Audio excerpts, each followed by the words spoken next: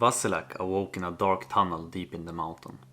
He clutched his throat and gasped for air, swallowing it in great lungfuls. He did not know how he had come to be here.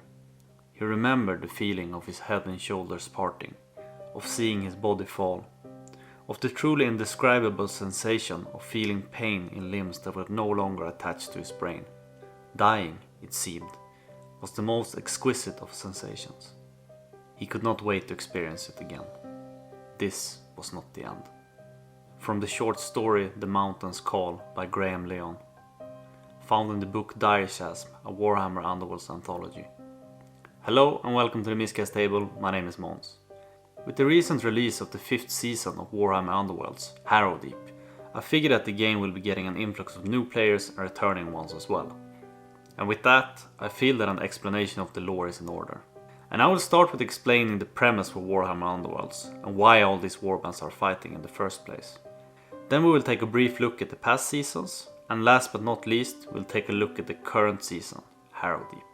The information in this video comes from the Warhammer Underworlds rulebooks, from Season 1 Shadespire to Season 5 Harrowdeep, as well as the book from which the intro quote was taken from, named Direchasm, a Warhammer Underworlds anthology, which is composed of 11 short stories from the Warhammer Underworlds universe, setting, or whatever you might call it. And I also used information from the Warhammer community page. And I'm not sure that it needs to be said, but I do not own the rights to any of these works. They all belong to Games Workshop.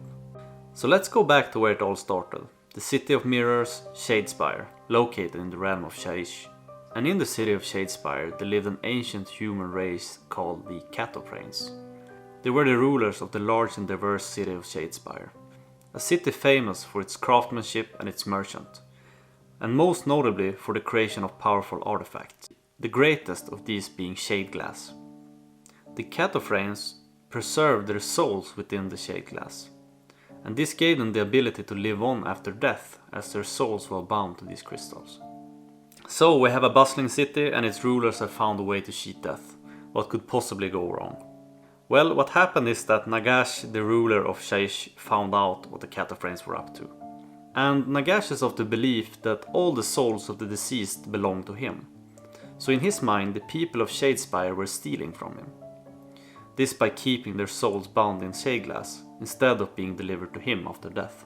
Not taking lightly to this theft of souls, and seeking to make an example of anyone who dares to meddle in the affairs of Nagash, the great necromancer and ruler of Shaish. He decided to severely punish the rulers of Shadespire and the inhabitants of the city. And if it was immortality that they wanted so much, he would give it to them. So he used the power of the shade glass to turn the city into a labyrinth of illusion and madness. He also trapped the city between the realm of Hysh, which is the realm of light, and the realm of Ulgu, the realm of shadows, which is also where Harrowdeep takes place. And anyone who is trapped within Shadespire is unable to truly die, and thus have to live in the madness that Nagash has created for all of eternity. And while the trapped people are unable to die and are functionally immortal, I do not mean invulnerable. No, the inhabitants of Shadespire can be wounded, tortured, or even killed. But anyone who dies within its walls does not stay dead, thus being able to escape the mirrored city even by death. This also applies to Stormcast Eternals. When they die, their souls do not return to be reforged. Their souls are trapped within the city, and they are therefore reborn within its walls, just like everybody else. This is the punishment for those who cross Nagash, and the curse he laid upon the people of Shadespire came to be known as the Cataphrain's curse. And it's believed that the only way to break the curse, and thus escape the city of Shadespire, is by rebuilding an artifact made from shade glass called the Faneway Mirror, which was also the artifact that allowed the Cataphrains to keep their souls from Nagash in the first place.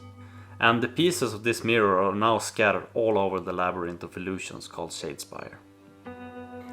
And while the city is now trapped between realms, its ruins still remain within Shaish, where it remained untouched for thousands of years, and in time the curse was all but forgotten. At some point looters, adventurers and alike began to visit the ruins in hope of finding great treasure. And some of them did indeed return with priceless magical treasures. However, most did not. And those who did return spoke of horrific illusions and happenings within the city. And this is the premise for Warhammer Underworlds. All of the warbands have for one reason or another ended up within the city of Shadespire. Some hope to free the city from its curse. Some just want the treasure. Some have just become consumed by madness as a result of the city's illusions. And others just enjoy eternal combat where death is not the end. And now some of you might be thinking, but hold on, Warhammer Underworlds have gotten new expansions and not all of them take place within Shadespire or even the realm of Shade for that matter. Beastgrave and Direchasm take place within DÖRR, the realm of beasts, and now Harrowdeep, which take place within the realm of shadows, Ulgu. And with that you are right. What happened is that the Necroquake, a magical explosion caused by Nagash that was felt throughout the realms, caused the magic from Shadespire to leak into other realms. And so the Shadespire, and with it the Cataphrain's curse, became connected with other places. So it's still the same curse and still the same premise as in the first edition or the first season of Warhammer Underworlds. But now all of these places, the Beastgrave, Harrowdeep, the Mirror City, are all interconnected into one giant maze of illusion, madness and death. Which is why a warband that entered into Shadespire, for example, can still end up in Beastgrave. And this makes it so that warbands that enter this maze of madness and illusion from different realms can still meet each other, interact and fight with each other. And I think this is a great concept because it allows Games Workshop to introduce new locations and new warbands with ease. It does seem like, however, that the Cataphrain's curse does not spread completely at random, as the places that it infects were already dangerous, mystical and magical places, long before they became connected with the Shadespire. The first place we visited outside of Shade was Beastgrave, a massive mountain within DÖRR, the realm of beasts. A mountain that seemed to have a will of its own and called out to people, and in the end it would ensnare them within its depths. This is where Season 3 Beastgrape and Season 4 Direchasm took place. But way before this place became infected with the Cataphrain's curse, it was still not a nice place to be. Beastgrave is home to ruins of an ancient race called the Silent People, and visitors witness a feeling of being watched, weird sounds in the darkness and an unsettling presence.